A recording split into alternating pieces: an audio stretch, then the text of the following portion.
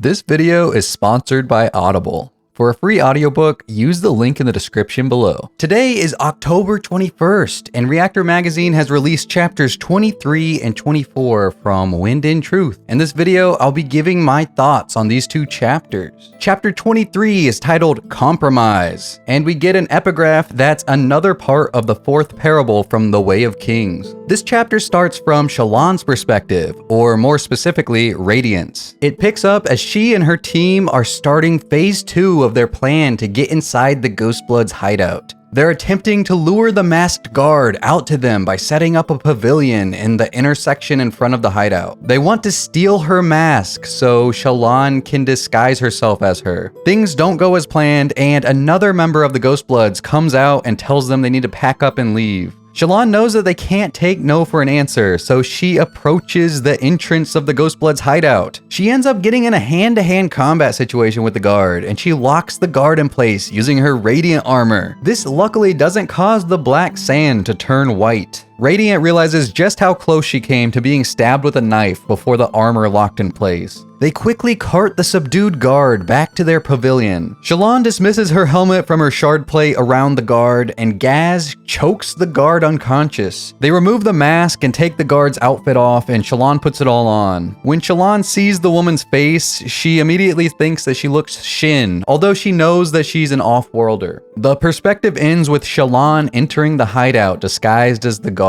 Then we get Navani's perspective. It picks up just as she left the room with the plants to let Dalinar speak with the Stormfather. She finds that at least a dozen people are waiting for her to hear about the problems they're having. She assigns members of her staff to handle most of these, but she does speak with High Prince Sebarial. Sebarial is stressing about how supply shipments will continue to get to Urithiru without the Oath Gates, and how they're running low on gemstones to use for soul casting, which apparently even Radiant Soulcasters need to use as a focus. They eventually break from use. Then she speaks with High Prince Aladar. He's upset that Alethi slaves are going to be freed. He thinks that giving the Dark Eyes rights is casting tradition to the wind and trampling the natural order of things. I mean, how will the Light Eyes ever maintain themselves without lands and taxes? Storming nobles. I have a feeling that there's going to be a kind of civil war between the Dark Eyes and the Light Eyes at some point. Life Spren and Glory Spren keep appearing around Navani, and she feels like a heroine from a story. Oh, if only she knew how accurate that is. Navani asks the sibling if it's right for Dalinar to attempt to become Honor's vessel. The sibling says that someone will have to eventually, otherwise the power will come awake. The power of a shard gaining sentience and being left to its own devices.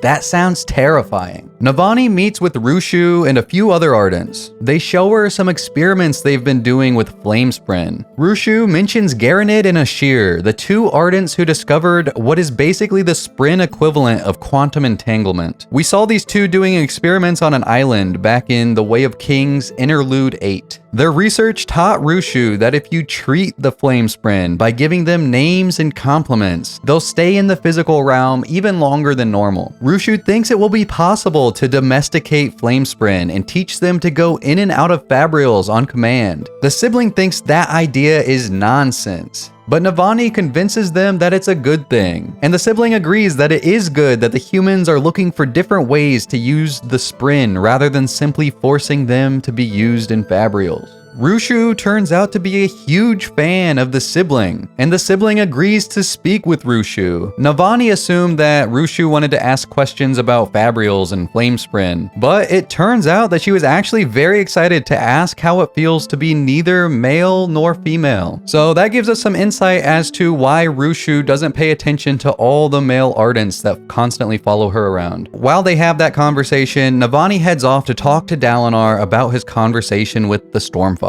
At the end of the chapter, we get a page out of Navani's notebook. It's written in women's script, so I don't know what it says, but I'm sure someone in the fandom will translate it before long. We get sketches of the oven that the Flamespren were being kept in for the experiments, and the heating fabrial that has the aluminum cork sealing it off. And we also get some sketches of the Flamespren in all different poses. Very cool page. And this art is done by the real world artist Kelly King. Then we get to chapter 24, which is titled In the Dancing Ring. This is the first flashback chapter we get from Szeth. It takes place 26 years before the main storyline. Szeth is dancing around a large boulder while his sister plays a flute. We learn that his sister's name is Elid, daughter Zenid. So I'm guessing that Zenid is the name of Szeth and her's mother. We also see that Elid is 14 at the time of this flashback and Szeth is 11. So Szeth is 37 in the main storyline. We also learn a bit more about Shin culture. If a Shin person is one who adds,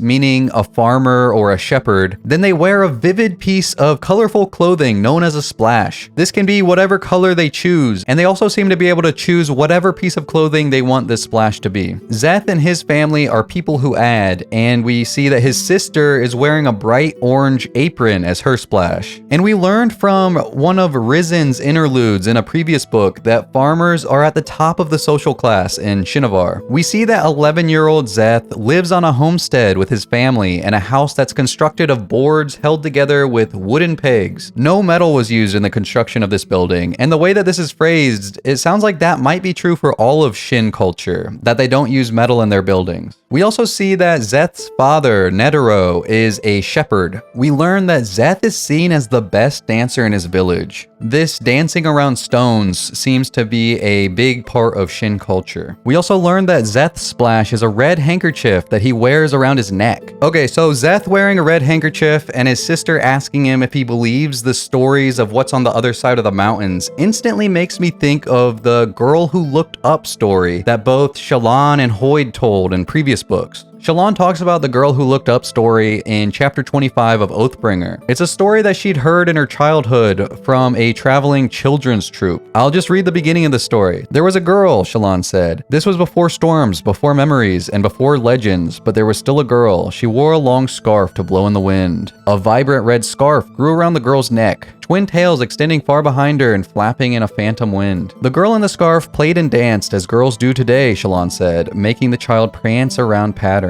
In fact, most things were the same then as they are today, except for one big difference. The wall. The story basically goes on to explain that there's a big wall around this girl's village, and it's said to keep the storms out. The girl eventually gets curious and climbs the wall, and she realizes that the wall is there to keep her people in. And big shout out to LaMaery, who made this really nice depiction of this story being told between Wit and Shallan. But yeah, Szeth in his childhood has so many characteristics to the girl in that story. I just found that very interesting. Let me know in the comments if you guys think this could be a coincidence, which I highly doubt, or if you think there's some deeper meaning to that connection. Szeth and his sister speculate what the land of the Stonewalkers past the mountains must be like, and they have some pretty interesting ideas that involves man-eating plants and cannibals. Szeth's family's homestead is near a farming town named Clearmount, which is located in southeastern Shinovar. It's close to the Stoneward Monastery where they keep the honor blades. We also see that young Szeth has a favorite sheep named Molli, and it's super wholesome to see Szeth pet Molli and Molli rub her head against Szeth's leg. Szeth's father claims that their family is blessed as people who can add beneath the farmer's eyes. Farmer is capitalized here, so that must be a deity in the Shin religion.